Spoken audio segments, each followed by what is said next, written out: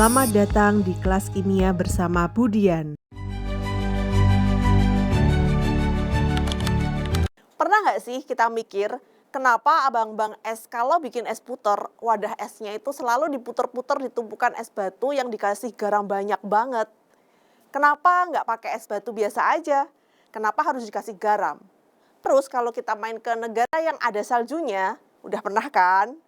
Kenapa pemerintah di sana sibuk banget naburin garam ke jalanan pas lagi badai salju?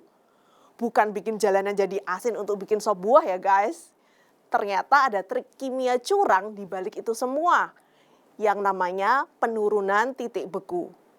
Nah, hari ini kita bakal spill gimana caranya molekul-molekul kecil ini bisa mengatur suhu sesuka hati mereka. Dari paparan yang sudah disampaikan, apakah sekarang kalian sudah bisa mendeskripsikan tentang penurunan titik beku larutan? Penurunan titik beku atau diistilahkan dengan delta TF, freezing point depression, adalah selisih antara titik beku pelarut murni dengan titik beku larutan. Delta TF ini dapat dicari dengan cara TF0 dikurangi dengan TF, di mana TF0 adalah titik beku pelarut, TF adalah titik beku larutan. Titik beku adalah suhu di mana tekanan uap cairan sama dengan tekanan uap padatannya. Normalnya nih, air itu bakal membeku jadi es saat suhunya menyentuh 0 derajat Celcius. Di suhu ini, molekul air itu lagi pengen bonding alias merapat biar jadi kristal yang rapih. Nah, masalahnya kalau kita masukin zat terlarut kayak gula atau garam, si zat itu jadi kayak orang ketiga alias pengganggu. Mereka ngalangin molekul air buat saling berdekatan. Akhirnya air harus kerja keras dan butuh suhu yang jauh lebih dingin buat bisa benar-benar membeku. Nah, kenapa titik bekunya jadi turun? Simpelnya ada pengganggu atau proses bonding jadi makin susah. Buat menghitung seberapa jauh turunnya, kita pakai rumus simpel ini. Delta TF sama dengan molal kali KF kali I. Untuk larutan non-elektrolit, I ini adalah 1. Kita akan bahas delta TF itu apa dan seterusnya, bahwa di sini diketahui delta TF sama dengan penurunan titik beku. TF itu adalah titik beku larutan. TF0 sama dengan titik beku pelarut murni. KF adalah tetapan penurunan titik beku molal. Dan M sendiri itu adalah molalitas. Kita tahu molalitas itu adalah massa dibagi dengan massa molarnya atau MR dikalikan dengan 1000 dibagi dengan massa pelarutnya.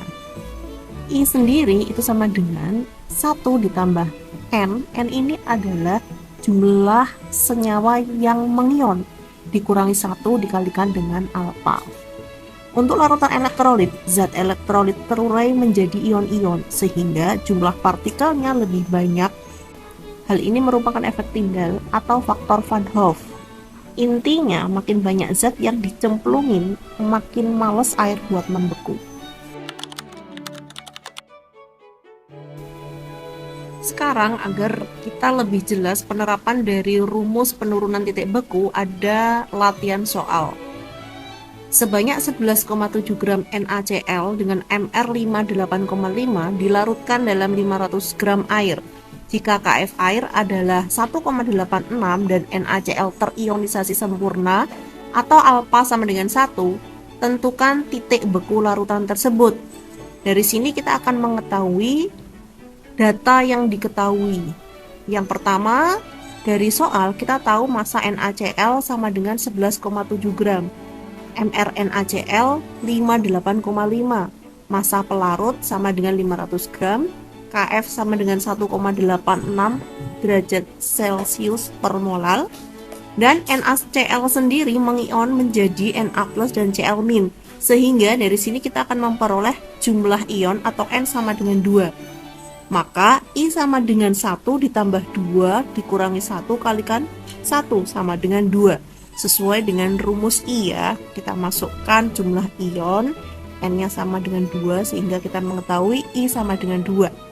Maka langkah berikutnya adalah menghitung molalitas. Kita tahu molalitas sama dengan massa dibagi massa molar.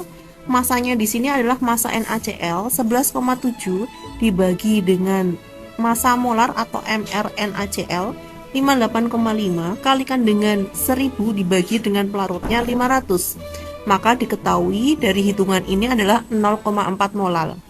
Selanjutnya kita akan menghitung delta TF. Delta TF kita tahu adalah molal dikalikan Kf dikalikan dengan I. Maka delta TF sama dengan masukkan saja yang sudah kita hitung 0,4 kali 1,86 kali dengan 2. Maka diketahui di sini 1,488 derajat Celcius. Setelah delta TF ini kita ketahui, maka kita masukkan lagi ke rumus titik beku larutan.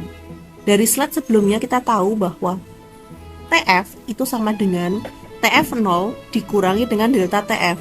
Masukkan saja TF dari titik beku pelarut itu adalah 0 derajat Celcius dikurangi dengan delta TF yang sudah kita hitung 1,488 sehingga diketahui TF sama dengan minus 1,488 derajat Celcius. Mudah kan? Ada yang belum paham sampai sini? Agar pengetahuanmu dan pemahamanmu semakin kuat, maka silahkan kalian mengerjakan soal nomor 1, 2, dan 3. Di sini sudah ada jawabannya, maka silahkan belajar dan memahami soal seperti ini seperti slide-slide yang sudah disampaikan sebelumnya. Penerapannya, ya kayak tadi, garam di jalanan salju itu gunanya biar salju gak gampang beku, meski suhu di luar dingin banget. Atau di mesin mobil ada cairan antifreeze biar mesin gak jadi es batu pas musim dingin. Kimia itu life saver banget kan? Demikian pembelajaran video kali ini, sampai jumpa di video pembelajaran berikutnya.